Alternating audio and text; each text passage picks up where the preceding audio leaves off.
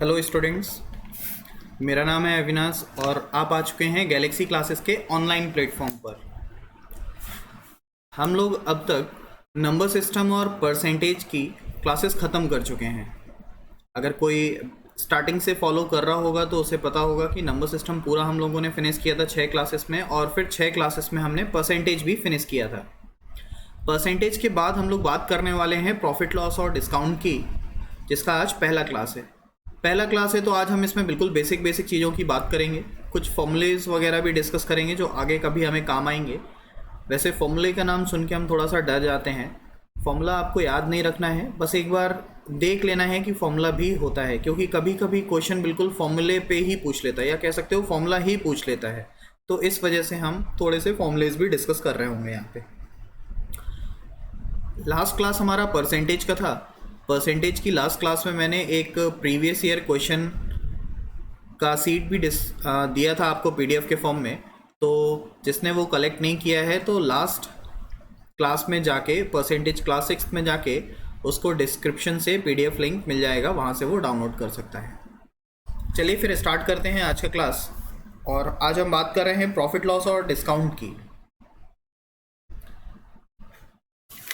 बिल्कुल बेसिक से ही स्टार्ट करेंगे हम, ताकि चीज़ें एक एक करके क्लियर होती हुई चली जाएं।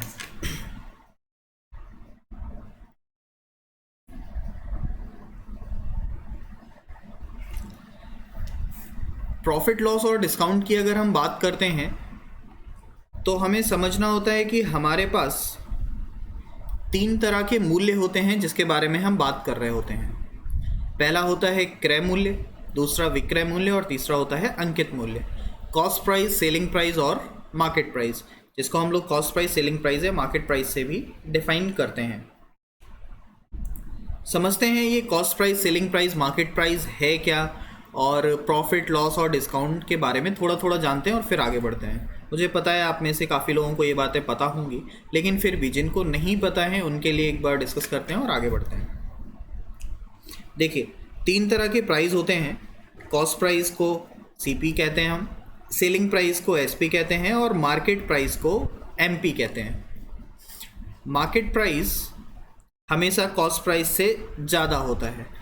कॉस्ट प्राइस का मतलब है कोई वस्तु आप कितने रुपए में खरीद कर ला रहे हो, सेलिंग प्राइस का मतलब है आप उसको कितने रुपए में बेच रहे हो, और मार्केट प्राइस का मतलब है उस पर आप कितना रुपए दिखा रहे हो। जैसे कि मान लो आप कोई वस्तु 100 रुपये की खरीद कर लाते हो, 100 रुपये की लेके आए और आपने उसके ऊपर स्लिप लगा दी जिसमें आपने लिख दिया 200 रुपये, जिसको हम मार्केट प्राइस कहते हैं। और आपको जनरली ये MRP के फॉर्म में लिखा हुआ दिखता है। जब आप कोई वस्तु खरीदने जाते हो, कोई आर्टिकल लेने जाते हो, तो वहाँ पे MRP आप देखते हो, that is called market price. और उसके बाद कभी कभी ऐसा मौका मिलता है कि सामने वाला दुकानदार हमें डिस्काउंट देने की कोशिश कर रहा होता है, 20% डिस्काउंट, 40% डिस्काउंट। उस डिस्काउंट के बाद जो मूल्य बचता है उसको कहते हैं विक्रय मूल्य, यानी कि सेलिंग प्राइस। मान लेते हैं दुकानदार ने आपको 60 रुपये का डिस्काउंट दिया, तो 200 रुपये में 60 रुपये का डिस्काउंट दिया, तो आपको चीज़ कितने में मिला? 140 रुपये में। अब आप कह सकते हो कि वो खरीद कर लाया था 100 रुपये की, लेकिन उसने बेच कितने भी थी? 140 रुपये में। तो उसका प्रॉफिट कितना हुआ? आप कह सकते हो प्रॉफिट हुआ है 40 रुपये। देखो, इस छोटे से फिगर में आपको 5 चीज़ें दिख रही हैं: cost price, profit, selling price, discount और मार्केट प्राइस। ये छोटे से फिगर में हमें 5 चीज़ें दिख रही हैं। एक नहीं दिख रहा है। क्या नहीं दिख रहा है? लॉस। लॉस इस वजह से नहीं दिख रहा है कि या तो प्रॉफिट हो सकता है या तो लॉस हो सकता है। प्रॉफिट और लॉस दोनों तो एक साथ आ नहीं सकते, इस वजह से लॉस अभी आपको यहाँ पे देखने को नहीं मिल रहा है। अच्छा, लॉस किस कंडीशन में होता है उसकी बात कर लेते हैं। देखो, जब मान लेते हैं आप कोई वस्तु 100 रुपये की खरीद कर लाए, आप कोई वस्तु 100 रुपये की खरीद कर लाए, कॉस्ट प्राइस, और आपने उसके ऊपर 200 रुपये डाल दिया अंकित मूल्य। ठीक है, 200 रुपये आपने उसके ऊपर लिख दिया।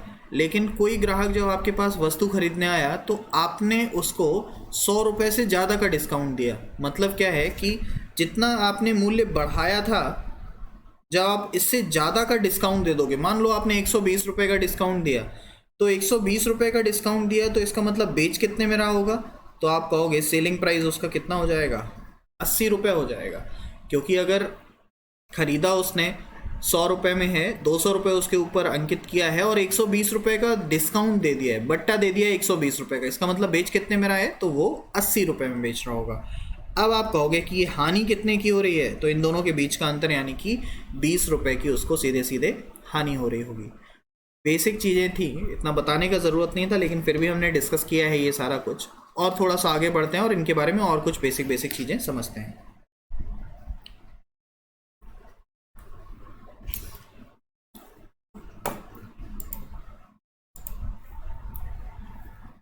पेज को पूरा लेने के लिए मैं इमेज को साइड कर रहा हूँ। चलिए समझते हैं। देखिए बेसिक चीज़ें हैं, समझते हुए चलेंगे तो आगे तक दिक्कत नहीं होगी। सबसे पहले बात करते हैं कॉस्ट प्राइस, सेलिंग प्राइस और मार्केट प्राइस की। हमेशा याद रखिए कि कॉस्ट प्राइस पे ही आपको प्रॉफिट भी होगा और लॉस पे ही होगा। 100 रुपये की अगर आप वस्तु खरीद रहे हो, 100 रुपये की अगर आप चीज़ खरीद रहे हो, तो आप कह सकते हो कि आपको 100 रुपये पे ही लाभ भी हो रहा होगा और 100 रुपये पे भी हानि भी हो रही होगी। मान लो आपने 100 रुपये में वस्तु खरीदी और आपने उसको 120 में बेची, तो आप कहोगे प्रॉफिट कितने का हो गया?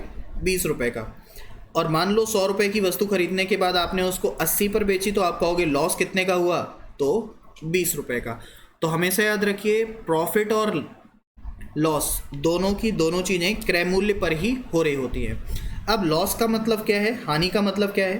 हानि का मतलब है जब विक्रय मूल्य, देखो ध्यान से, विक्रय मूल्य छोटा हो क्रय मूल्य से, यानी कि cost price minus selling price, ये है हानि। प्रॉफिट का मतलब क्या है? प्रॉफिट का मतलब है यहाँ पे जब विक्रय मूल्य बड़ा हो किससे? कॉस्ट प्राइस से, क्रय मूल्य से। अब आप कह सकते हो यहाँ पर कि प्रॉफिट जो है वो है 20 रुपये और लॉस भी है यहाँ पे 20 रुपये, लेकिन हमें एक छोटी सी बात समझनी पड़ेगी। जैसे प्रॉफिट 100, सेलिंग प्राइस 120 है, उसमें से कॉस्ट प्राइस हमने माइनस किया तब जाके 20 रुपये आया है, और यहाँ पर लॉस में कॉस्ट प्राइस 100 रुपये था, 80 रुपये माइनस किया तब जाके 20 रुपये आया है। ओके, सेम एज डिस्काउंट के साथ भी होता है, पर डिस्काउंट हमेशा मेज़र किया जाता है मार्केट प्राइस पे। डिस्काउंट बराबर होता है market price minus selling price के, क्योंकि आपको पता है मार्केट प्राइस हमेशा बड़ा होता है और सेलिंग प्राइस हमेशा छोटा होता है। यहाँ से एक एक बेसिक चीज़ें निकल के आती हैं। लॉस परसेंटेज के बारे में बात कर रहा होता है, तो दो चीज़ें होती हैं। देखो, एक तो होता है हानि और एक होता है हानि प्रतिशत। इसी तरह होता है लाभ और दूसरा होता है लाभ प्रतिशत, और तीसरा होता है बट्टा और बट्टा प्रतिशत। यानी कि loss percent, profit percent, discount percent. तीनों के बीच में मैं आपको अभी अंतर डिस्कस करूंगा अगली स्लाइड में। अभी देखते हैं होता क्या है। लॉस परसेंट होता है loss upon cost price multiply by 100, same as profit percent होता है profit upon cost price multiply by 100। हमें ध्यान ये देना है कि लाभ और हानि हमेशा कॉस्ट प्राइस पर ही निकाली जाती है, यानी कि फ्रैक्शन के बेस पर हमेशा कॉस्ट प्राइस ही जाएगा। लेकिन डिस्काउंट परसेंट जब भी आपसे बात कर रहा होगा तो आप कहोगे डिस्काउंट अपॉन मार्केट प्राइस, क्योंकि मार्केट प्राइस डिस्काउंट का बेस होता है, मल्टीप्लाई बाय 100। और ये तीन फॉर्मूले निकल के यहाँ से जनरेट होते हैं हमारे पास। देखो, इन फॉर्मूलों को याद रखने की कोई ज़रूरत नहीं है, इवन बहुत बेसिक चीज़ है, याद भी होगा आप लोगों को। लेकिन अब जो आगे आने वाला है उसकी बात करते हैं, उसको समझते हैं। वहाँ से एक ऐसा रिजल्ट निकल के आएगा जो हमें आगे की क्लासेस में भी हेल्प कर रहा होगा। ओके, दो रिलेशन में तैयार कर रहा हूँ यहाँ पे। एक रिलेशन है हमारे पास कॉस्ट प्राइस और सेलिंग प्राइस का प्रॉफिट के केस में, दूसरा रिलेशन है हमारे पास सेलिंग प्राइस और मार्केट प्राइस का डिस्काउंट के फॉर्म में। ठीक है, चलिए समझते हुए चलते हैं। कॉस्ट प्राइस और सेलिंग प्राइस प्रॉफिट के फॉर्म में हम कैसे लिख सकते हैं, समझिएगा, आप खुद समझेंगे। मान लो 100 रुपये है क्रय मूल्य। ठीक है, क्रय मूल्य अगर 100 रुपये है तो सेलिंग प्राइस जो होगा हमारा वो कितना होना चाहिए? तो आप कहोगे सेलिंग प्राइस कुछ भी होगा, लेकिन वो क्रय मूल्य से ज़्यादा होगा, क्योंकि लाभ हो रहा है। अगर हानि होती तो विक्रय मूल्य जो है सेलिंग प्राइस वो क्रय मूल्य से कम होता। तो आप कहोगे कितना ज़्यादा होगा? तो मैं कोई अमाउंट मान लेता हूँ, दैट इज़ पी, कि पी रुपये ज़्यादा होगा। तो आप कह सकते हो सेलिंग प्राइस कितना होगा? 100 प्लस पी। अगर 100 रुपये है क्रय मूल्य, आपने पी रुपये ज़्यादा में बेचा है, तो आपने कितने में बेचा होगा? 100 प्लस पी में बेचा होगा। सेम चीज़ मान लेते हैं मार्केट प्राइस है 100 रुपये। अब सेलिंग प्राइस डिस्काउंट के फॉर्म में ज़्यादा होगा या कम? तो आप कहोगे ऑब्वियस सी बात है कम होगा। जब मार्केट प्राइस पे कुछ डिस्काउंट दिया जाएगा तब सेलिंग प्राइस आएगा। तो आप लिखोगे इसको कि सेलिंग प्राइस का जो वैल्यू होगा वो होगा 100 माइनस डिस्काउंट। इनको ही यूज़ करके हम एक बेसिक फॉर्मूला जनरेट करते हैं। देखिएगा ध्यान से, हम इसको लिख सकते हैं cost price upon selling price. Cost price और सेलिंग प्राइस हमने लिखा। कॉस्ट प्राइस के सामने कॉस्ट प्राइस का मान रखो। बताओ कॉस्ट प्राइस कितना? तो आप देख रहे हो 100 रुपये लिखा हुआ है, तो लिख दिया 100। सेलिंग प्राइस कितना है? तो आप लिखोगे 100 प्लस पी, और आगे हम लगा रहे होंगे प्रतिशत। परसेंटेज इसलिए लगाया है क्योंकि यहाँ पे जो पी ले रहे हैं हम प्रॉफिट, वो अमाउंट जो है वो परसेंटेज की फॉर्म में ही जा रहा होगा। अमाउंट हमेशा जो पी लिया हुआ है वो परसेंटेज को ही रिप्रेजेंट कर रहा होगा। देखो एग्जांपल, मान लो 100 रुपये है आपका कॉस्ट प्राइस, 20% का इंक्रीमेंट हुआ तो हम कहेंगे कितना हो जाएगा? 120, या 20 रुपये बढ़ा तो 120 हो जाएगा। टोटल ओवरऑल बढ़ा कितना? तो आप कहोगे 20% बढ़ा। तो आप कह सकते हो ऊपर अगर 100% लिखा हुआ है तो नीचे कितना लिखा होगा? 120% लिखा होगा, मतलब ऊपर वाले से 20% बढ़ के लिखा होगा। अब आप यहाँ पे दो चीज़ें जनरेट होती हैं, कॉस्ट प्राइस और सेलिंग प्राइस। अगर आप कॉस्ट प्राइस का फॉर्मूला सर्च करोगे तो कॉस्ट प्राइस का फॉर्मूला हमारे पास बन के आ रहा होगा selling price multiply by 100 divide by 100 plus P percent. और इसी तरह अगर आप सेलिंग प्राइस का फॉर्मूला सर्च करोगे तो आपके सामने आ रहा होगा cost price 100 plus P percent और डिवाइड बाय 100। ये दोनों चीज़ें इससे ही जनरेट हुई हैं। ठीक है, अब कहने को तो ये दोनों फॉर्मूले हैं, एक कॉस्ट प्राइस का फॉर्मूला है और एक सेलिंग प्राइस का फॉर्मूला है, लेकिन ये जनरेट कहाँ से हुआ है? तो आपने देखा कॉस्ट प्राइस और सेलिंग प्राइस का एक रिलेशन निकला, उससे ही ये दोनों बातें निकल के आ गई। हमने सिर्फ क्रॉस मल्टीप्लाई किया है, सेलिंग प्राइस और कॉस्ट प्राइस को अपनी अपनी जगह पे शिफ्ट किया है। देखो ये सब याद नहीं रखना है, मैं इसलिए बता रहा हूँ ये सारी चीज़ें क्योंकि हमें इससे आगे बढ़ के एक रिजल्ट निकालना है जो कि बहुत इंपॉर्टेंट है। ये सारी चीज़ें आप नहीं भी जानोगे उससे भी आपका काम चल जाएगा, पर जो आगे रिजल्ट निकलने वाला है इनके थ्रू, उसके बिना काम नहीं चल पाएगा। आप अगर चाहो तो कर ले जाओगे, पर हमें टाइम बचाना है और टाइम बचाने के लिए वो रिजल्ट याद रखना बहुत ज़रूरी है। थोड़ा सा और आगे बढ़ते हैं। यही सेम बातें मैं डिस्काउंट के साथ भी करने वाला हूँ, सेलिंग प्राइस और मार्केट प्राइस। तो आप लिखेंगे market price upon selling price. Market price और सेलिंग प्राइस के बारे में, तो मार्केट प्राइस है 100, सेलिंग प्राइस है 100 माइनस डी परसेंट। ठीक है, सेलिंग प्राइस, मार्केट प्राइस कितना निकल के आएगा? तो मार्केट प्राइस निकल के आएगा selling price multiply by 100 divide by 100 minus discount percent. यहाँ से सेलिंग प्राइस की बात करें कितना निकल के आएगा? तो सेलिंग प्राइस निकल के आएगा हमारे सामने market price 100 minus discount percent divide by 100, ये निकल के आएगा सेलिंग प्राइस। अब समझो मेरी बात ध्यान से, थोड़ा सा ध्यान से सुनने की कोशिश कीजिएगा। देखिए मैंने अभी तक आपसे बताया कि भाई एक केस लगता है, जब आप वस्तु खरीद कर लाते हो, उस पर कुछ अंकित करते हो और उसको डिस्काउंट के बाद किसी विक्रय मूल्य पर बेच देते हो। तो मैंने बताया हमें 5 चीज़ें देखने को मिलती हैं, cost price, market price, selling price, 3 तरह के मूल्य और 2 चीज़ें और। एक आपको देखने को मिलता है प्रॉफिट और दूसरा आपको देखने को मिलता है डिस्काउंट। लॉस देखने को नहीं मिलता है, क्योंकि या तो प्रॉफिट देखने को मिल सकता है या तो लॉस देखने को मिल सकता है। सेम चीज़ यहाँ पर भी है, समझिए।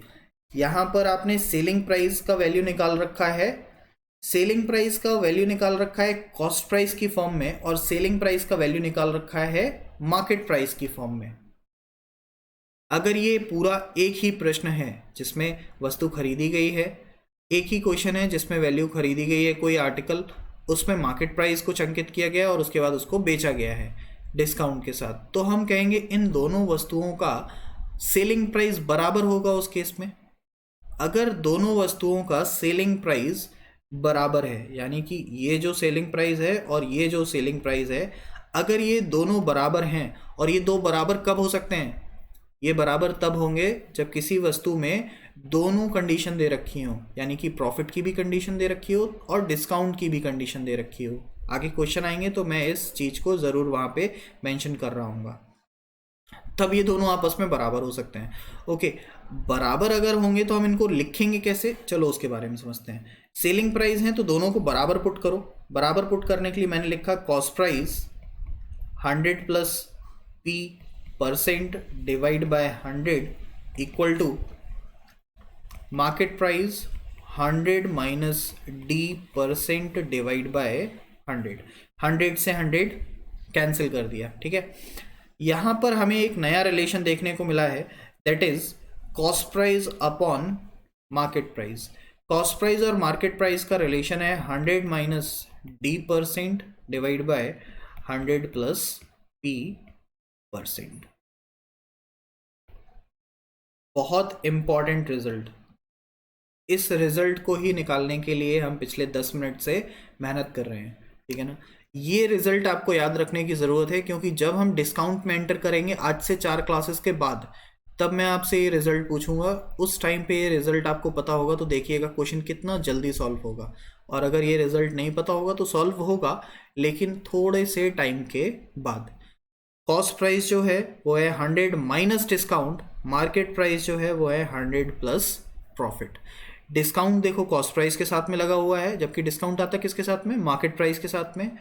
और प्रॉफिट जो है वो मार्केट प्राइस के सामने रखा हुआ है, लेकिन प्रॉफिट आता किसके साथ में है? कॉस्ट प्राइस के सामने।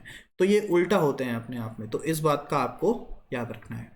चलिए आगे बढ़ते हैं, और अब हम लोग बात करने वाले हैं कुछ बेसिक क्वेश्चंस की। जो बेसिक फॉर्मूले यहाँ पे जनरेट होते थे वो सारे हमने कर लिए हैं। ये बहुत ज़्यादा ही कर लिया है, बहुत ज़्यादा डिटेल में जाके मैंने आपको बता दिया है, उतना डिटेल में नहीं जाना था। आगे आते हैं, कुछ क्वेश्चंस करते हैं आज में। बिल्कुल बेसिक बेसिक ही क्वेश्चन करेंगे, ज़्यादा ऊपर नहीं ले जाएंगे। फिर कल परसों नर्सों की जो क्लास होगी उसमें हम चीज़ों को अच्छे से बढ़ा रहे होंगे।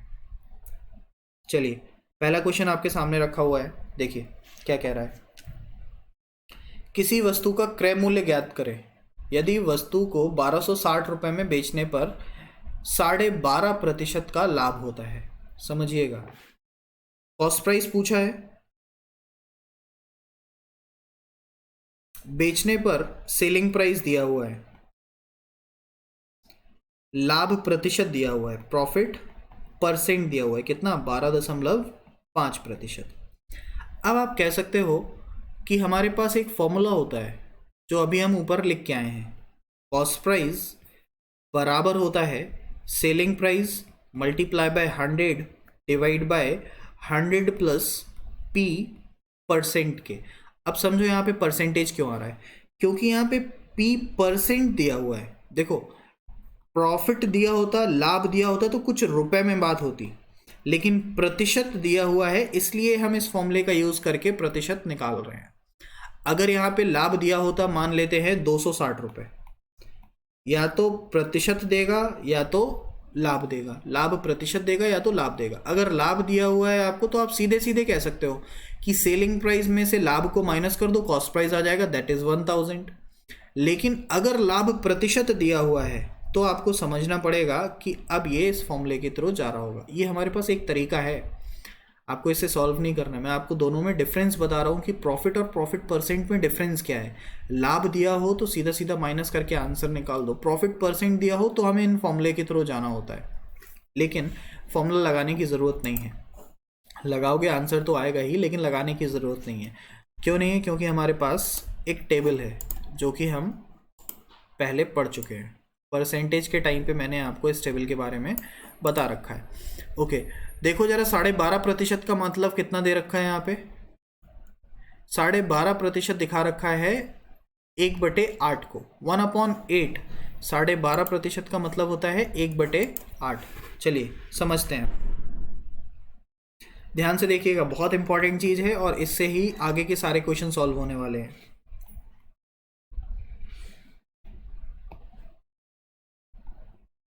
12.5% का मतलब होता है 1/8। प्लीज थोड़ा सा ध्यान से समझते चलिए। जब हम लोग प्रतिशत पढ़ रहे थे तो मैंने आपको बताया था कि जो ये भिन्न बनती है, जो ये फ्रैक्शन नंबर होता है, ये क्या क्या कहलाता है। मैंने आपको बताया था कि ऊपर वाला जो वैल्यू होता है वो हमारा कहलाता है बदलाव, चेंज। नीचे वाला जो वैल्यू होता है वो अपने आप में 100% को रिप्रेजेंट करता है या ओरिजिनल वैल्यू को रिप्रेजेंट करता है, ओरिजिनल नंबर को दिखाता है। और या तो ये बढ़ता है या तो घटता है, यही दो चीज़ें बताई थी मैंने आपको। यहाँ पर भी सेम चीज़ है, देखिए ध्यान से। अभी ये जो वैल्यू है नीचे वाला, ये दिखाएगा आपको कॉस्ट प्राइस। हमेशा कभी भी प्रॉफिट एंड लॉस सॉल्व कर रहे होगे, कोई भी नंबर आएगा, प्रतिशत मान आएगा, उसको जब आप चेंज करोगे तो नीचे वाला मान दिखाएगा आपको क्रय मूल्य, ऊपर वाला मान दिखाएगा लाभ, प्रॉफिट या फिर लॉस। परसेंटेज में ये दिखा रहा था पॉजिटिव इंक्रीमेंट या नेगेटिव डिक्रीज, बदलाव दिखा रहा था। बदलाव दो तरह से दिया था, पॉजिटिव और नेगेटिव। यहाँ पर उसी को चेंज करके कह दिया गया है प्रॉफिट और लॉस। ऊपर वाला जो वैल्यू होगा वो या तो प्रॉफिट होगा या तो लॉस होगा। और फिर आपसे कहा जा रहा है कि अगर ये प्रॉफिट हुआ तो आपस में दोनों जुड़ जाएंगे तो बना देगा 9/8, और अगर ये लॉस हुआ तो आपस में दोनों घट जाएंगे, और घट जाएंगे तो बना देगा 7/8। और फिर से वही बात, नीचे वाला मान क्रय मूल्य कहलाएगा, और अब ये जो ऊपर वाला मान है ये कहलाएगा विक्रय मूल्य, सेलिंग प्राइस, और इनके बीच का अंतर कहलाएगा प्रॉफिट। सेम एज नीचे वाली वैल्यू कॉस्ट प्राइस कहलाएगी, ऊपर वाली वैल्यू कहलाएगी सेलिंग प्राइस, और इनके बीच का जो अंतर है वो नीचे कहलाएगा लॉस। ये दो कंडीशन तैयार होती है हमारे सामने। फिर से समझिए एक बार ध्यान से, 12.5% 1/8, नीचे वाला मान क्रय मूल्य, ऊपर वाला वैल्यू या तो प्रॉफिट या फिर लॉस। अगर आपस में प्रॉफिट हो रहा है तो जोड़ देंगे 9/8 बनाएगा, लॉस हो रहा है तो घटा देंगे 7/8 बनाएगा। और उसके बाद फिर आप कह सकते हो कि अब आगे आप प्रोसीड कर सकते हो। मैं इसको रफ कर रहा हूं और इस क्वेश्चन को फिर से लेके जा रहा हूं और बताता हूं कैसे सॉल्व करना है।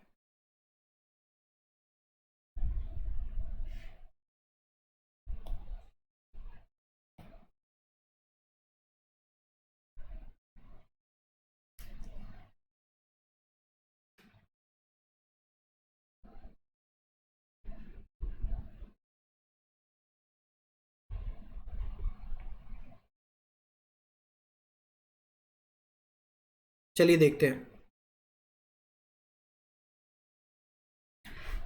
अब हमें समझ में आया कि सिर्फ हमें मतलब किससे है, प्रतिशत के मान से। 12.5% दे रखा है, 1/2%, इसको लिखेंगे 1/8। अगली वैल्यू क्या, देखो लाभ हो रहा है या हानि हो रही है, तो प्रॉफिट हो रहा है। प्रॉफिट का मतलब क्या, चीजें जुड़ जाएंगी। अभी नीचे वाली वैल्यू को हम क्रय मूल्य और ऊपर वाले वैल्यू को प्रॉफिट कह रहे हैं। जब ये आपस में जुड़ जाएगा तो क्या बनाएगा 9/8, और फिर आप कहोगे कॉस्ट प्राइस, सेलिंग प्राइस, और बीच का डिफरेंस क्या कहलाएगा, प्रॉफिट। बीच का डिफरेंस है कितना, 1 यूनिट। सारे मान यहां से निकल के आएंगे। आप कह सकते हो कॉस्ट प्राइस मिल गया है 8 यूनिट, सेलिंग प्राइस मिल गया है 9 यूनिट, और लाभ यानी कि प्रॉफिट मिल गया है 1 यूनिट। इन 3 मानों में से कोई एक वैल्यू आपको हमेशा क्वेश्चन में गिवन होगी। इस क्वेश्चन में आपको क्या दे रखा है तीनों में से, जरा देखो ध्यान से। 1260 रुपए में बेचने पर 1260 में बेच रहा है, तो 1260 किसके बराबर है? बेचने के बराबर। बेचने का मतलब सेलिंग प्राइस। 9 यूनिट अगर रिप्रेजेंट कर रहा है 1260 को, तो एक यूनिट का मान कितना? तो 9 से कैंसिल करते हैं, 1 टाइम जाएगा, 9 36 140, 140। एक यूनिट का वैल्यू आ गया 140, तो 8 यूनिट का मान कितना? कॉस्ट प्राइस निकालने के लिए 140 मल्टीप्लाई बाय 8, ये आपका फाइनल आंसर हो जाएगा। देखो क्वेश्चन में कुछ भी नहीं था, बहुत आसान क्वेश्चन था, लेकिन बेसिक से जानना भी समझना ज़रूरी है कि जो भी पहली बात हमने अभी तक किया है, लाभ और अलाभ प्रतिशत में क्या डिफरेंस है, फिर वो फॉर्मूला जनरेट किया, और उसके बाद जब सॉल्व करने की बारी आई तो हमने इसको डायरेक्ट सॉल्व कर दिया। हमें करना इसी तरीके से है, लेकिन पहला क्वेश्चन था इसलिए बिल्कुल बेसिक से समझाया है ताकि आगे दिक्कतें ना हो। चेंज करते हैं और आगे बढ़ते हैं। सेम क्वेश्चन, अगला क्वेश्चन देखते हैं जो कि बिल्कुल सेम इसी पर पेस्ट है। चलिए ट्राई कीजिए जल्दी से, फिर मैं इसको सॉल्व करता हूँ। ध्यान रखिएगा इस बार हानि हो रही है, लॉस हो रहा है। एक बार ट्राई कीजिए फिर बढ़ते हैं जल्दी से आगे।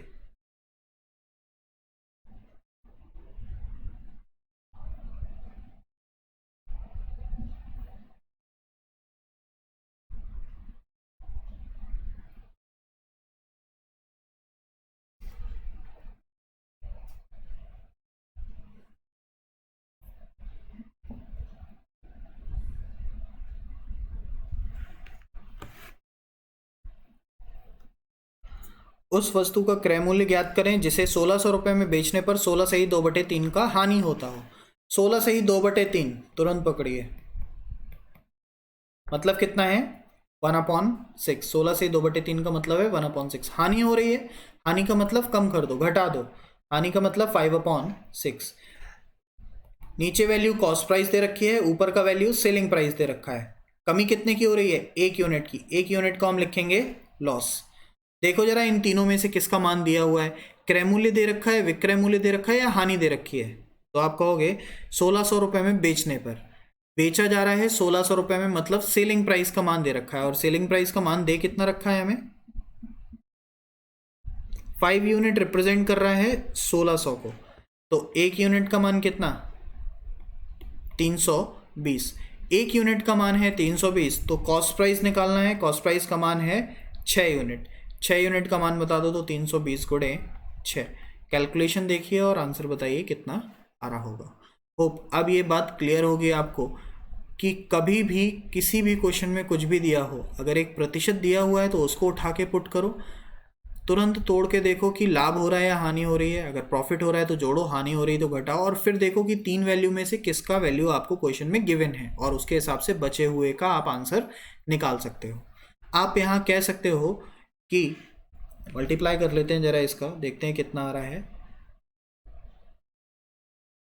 1920 रुपए की वस्तु होगी, 320 रुपए की हानि हो रही होगी, और बेची कितने में जा रही होगी? तो 1600 रुपए में बेची जा रही होगी। ये आप कह सकते हो इस क्वेश्चन के लिए। नेक्स्ट क्वेश्चन की तरफ बढ़ते हैं। चलिए देखिए, कह रहा है उस वस्तु का विक्रय मूल्य ज्ञात करें। अब यहाँ पे विक्रय मूल्य, सेलिंग प्राइस बताना है, जिसे क्रय मूल्य से 200 रुपये अधिक में बेचने पर, क्रय मूल्य से 200 रुपये अधिक, यानी कि ये क्या दिया हुआ है? लाभ, रुपए में दे दिया गया है लाभ। 200 रुपये अधिक में बेचने पर कितने का प्रॉफिट हो? 20% का प्रॉफिट हो। ओके, 20% मतलब 1/5। लाभ पर बेचा जा रहा है तो 6/5। नीचे वाला मान कॉस्ट प्राइस, ऊपर वाला मान सेलिंग प्राइस। लाभ कितना? 1 रुपये। प्रॉफिट कितना आ रहा है हमारे सामने? 1 रुपये। ओके, अब मुझे बताओ इन तीनों में से किसका मान गिवन है? कॉस्ट प्राइस का दिया गया है, प्रॉफिट का, या सेलिंग प्राइस का? तो आप कहोगे क्रय मूल्य से 200 रुपये अधिक में बेचा जा रहा है, यानी कि प्रॉफिट का मान दिया गया है। 1 यूनिट रिप्रेजेंट कर रहा है 200 को, तो 5 यूनिट दिखाएगा 1000 को, और 6 यूनिट दिखा रहा होगा 1200 को। सेलिंग प्राइस पूछा जा रहा है, तो सेलिंग प्राइस हमारा कितना हो जाएगा? 1200, और ये हो जाएगा आपका फाइनल आंसर। होप अब ये बात पूरी तरह से क्लियर हुई होगी कि किस तरह से चीज़ें चलती हैं। आगे बढ़ते हैं और क्वेश्चन को थोड़ा सा चेंज करते हैं। अच्छा क्वेश्चन है, अब देखिएगा, काफ़ी बार पूछा जाता है और हम बार बार गलती करके आते हैं। चलिए समझते हैं, क्वेश्चन पढ़िए एक बार और फिर मैं इसको डिक्टेट करता हूँ।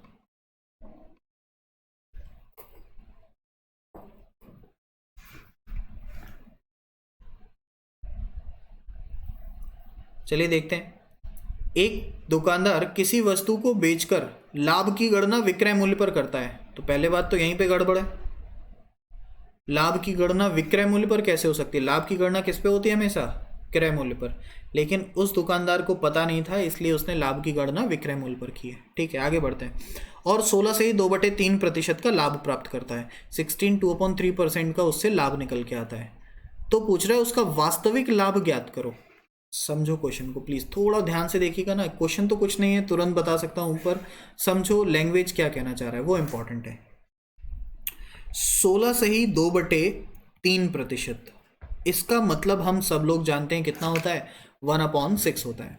ठीक है, 1/6 इसका मतलब होता है जितना अभी तक हमने सीखा है उसके हिसाब से नीचे वाला जो मान होता है वो क्या होता है? Cost price. और ऊपर वाला जो मान होता है या तो ये लाभ होता है या तो ये हानि होती है, या तो प्रॉफिट होता है या फिर लॉस होता है। इस केस में लाभ हो रहा है, ठीक है, ऊपर प्रॉफिट ले लेंगे हम। लेकिन थोड़ा सा गड़बड़ है यहाँ पे। आपसे कह रहा है कि लाभ की गणना विक्रय मूल्य पर करता है, लेकिन प्रॉफिट जो है वो हमेशा देखा किस पे जाता है? कॉस्ट प्राइस पर देखा जाता है।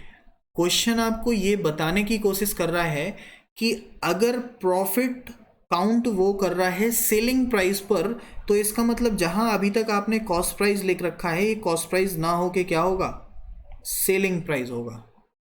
समझो, कॉस्ट प्राइस जो दिया हुआ है, जो अभी तक हम कॉस्ट प्राइस मानते आ रहे हैं, क्वेश्चन ने उसको बदल के सेलिंग प्राइस कर दिया है। आप लिखोगे सेलिंग प्राइस है हमारे पास 6 रुपये, ठीक है, लेकिन प्रॉफिट कितने का हो रहा है? तो प्रॉफिट हो रहा है 1 रुपये का। प्रॉफिट हो रहा है हमारे पास 1 रुपये का। अब आप बताइए मुझे कि कॉस्ट प्राइस कितना हो जाएगा? अगर किसी वस्तु को हम 6 रुपये में बेच रहे हैं और हमें लाभ हो रहा है 1 रुपये, तो वस्तु का क्रय मूल्य कितने का होगा? तो आप कहोगे 6 में बेच रहे हैं, 1 का प्रॉफिट है, तो इसका मतलब कॉस्ट प्राइस कितना? 5 होना चाहिए ना। या तो आप इसको डायरेक्ट समझ लो कि 6 में बेच रहे हैं और 1 का लाभ हो रहा है, तो इसका मतलब कॉस्ट प्राइस कितना होगा? 5 होगा। और या फिर आपको वो पहला वाला फॉर्मूला याद होना चाहिए जिसमें लिखा था profit equal to selling price minus cost price, या तो ये पता होना चाहिए। तो यहाँ पे 1 रखोगे, यहाँ 6 रखोगे, तो अपने आप ये निकल के आ जाएगा कितना? 5। तो पता चल जाएगा कॉस्ट प्राइस होता है 5।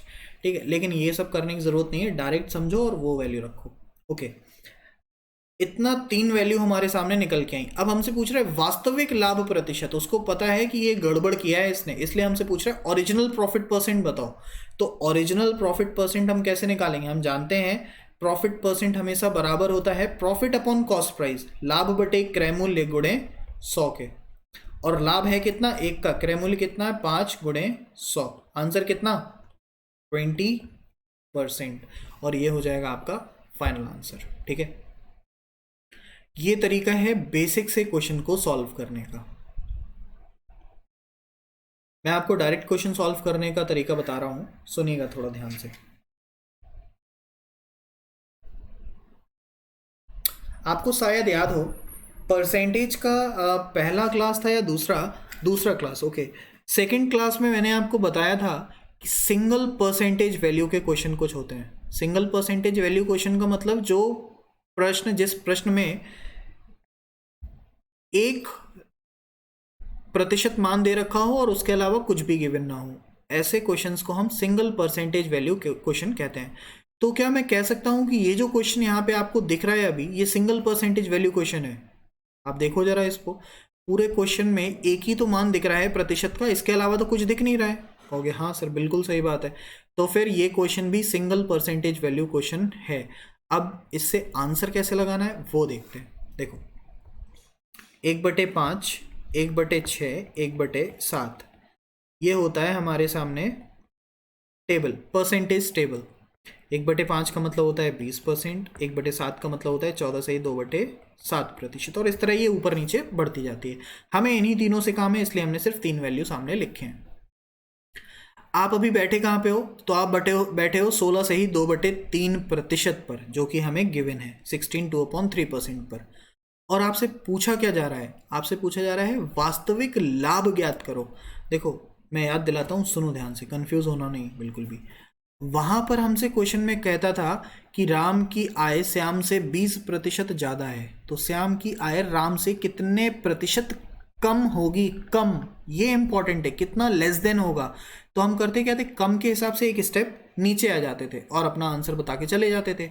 यहां पर आपसे पूछा गया है उसका वास्तविक लाभ बताओ, तो लाभ जो है वो बढ़ती हुई वैल्यू है या घटती हुई वैल्यू है, तो आप कहोगे बढ़ती हुई वैल्यू है। लाभ का मतलब ज़्यादा बढ़ना चीज़ों का, सेम चीज़ यहाँ पे अप्लाई होती है। 16 2/3 पर आप बैठे हुए हो और आपको बढ़ के जाना कहाँ पे है, एक स्टेप ऊपर बढ़ना है और आप पहुँच जाओगे 20% पे, और ये आपका हो जाएगा आंसर। 20% करेक्ट आंसर होगा। अभी लाभ की जगह अगर हानि दे रखा होता तो आंसर कितना होता, बताओ जल्दी से। सेम नीचे वाला वैल्यू पे आ जाते और आप बता देते कि आंसर होगा 14 कंप्लीट 2/7%। आई थिंक अब ये क्लियर होगा। सिंगल परसेंटेज वैल्यू क्वेश्चन आपको बहुत बार देखने को मिलेगा अलग अलग तरीकों से, और आंसर उसका सेकंड में लगाया जाता है, लेकिन बस वही है कि आपको पता हो कि कितना ऊपर कितना नीचे चल रहा है। नेक्स्ट क्वेश्चन लेते हैं और फिर से सेम क्वेश्चन, ताकि आप जल्दी से आंसर लगाओ और फिर हम आगे बढ़ते हैं।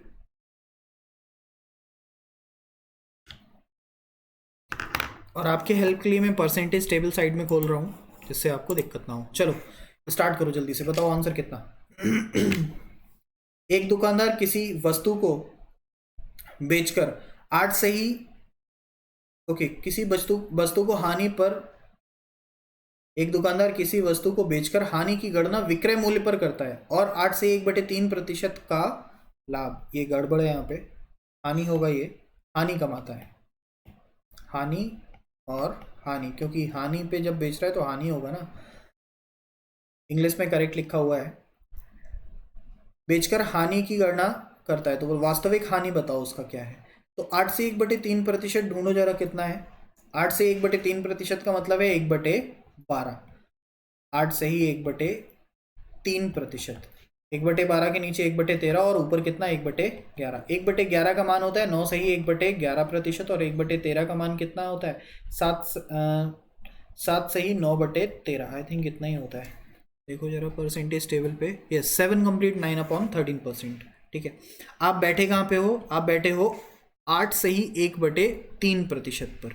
अगर आप बैठे हुए हो 8 से ही 1/3% पर और आपको बताना है हानि, वास्तविक हानि, तो हानि का मतलब क्या, बस एक स्टेप नीचे आ जाओ और आपका करेक्ट आंसर हो जाएगा 7 कंप्लीट 9/13%। ये होगा आपका इसका करेक्ट आंसर। चलिए अगला क्वेश्चन देखते हैं।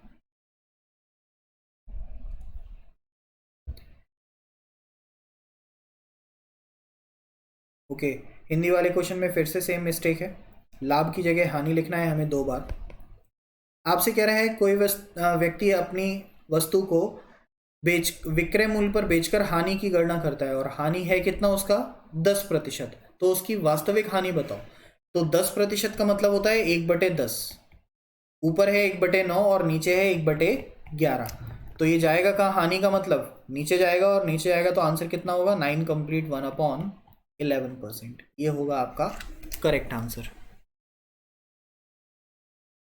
चलिए आगे बढ़ते हैं और एक दो बिल्कुल बेसिक बेसिक क्वेश्चन है उनकी बात करते हैं।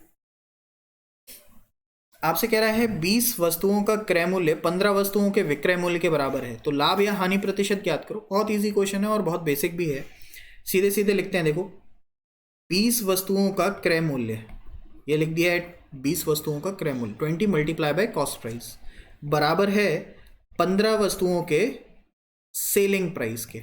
ठीक है, अब अगर आप इनका क्रॉस मल्टीप्लाई करोगे तो आप लिखोगे cost price upon selling price बराबर 15/20, यानी कि क्रय मूल्य है 15, विक्रय मूल्य है 20।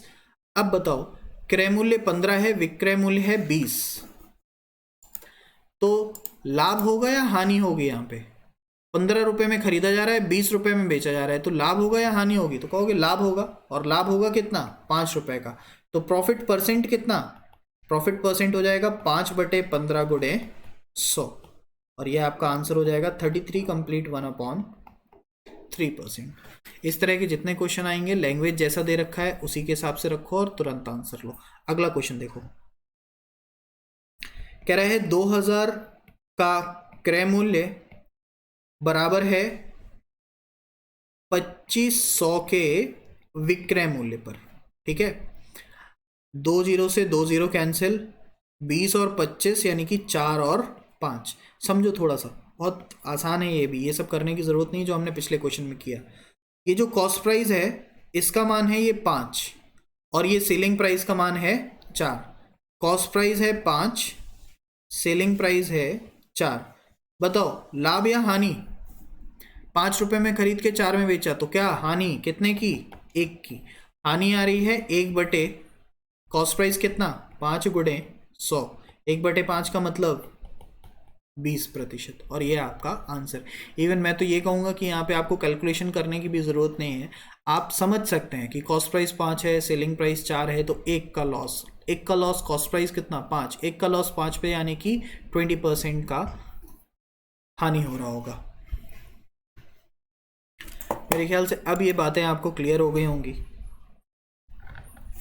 ओके, जितना भी आज की क्लास में किया है हमने एक बार रिवाइज ज़रूर कीजिएगा। कल हम इसके आगे बढ़ रहे होंगे फिर से, और जो भी चीज़ें होंगी उनको लेके ख़त्म करेंगे। अगले 3 दिनों में हम प्रॉफिट एंड लॉस ख़त्म कर रहे होंगे और बचे हुए अगले 2 दिनों में फिर हम डिस्काउंट की बात कर रहे होंगे। तो इस तरह पूरे हफ्ते में हम प्रॉफिट लॉस एंड डिस्काउंट ख़त्म कर देंगे। Thank you very much for today's class. और कुछ नया सीखा हो तो लाइक ज़रूर करें। Thank you.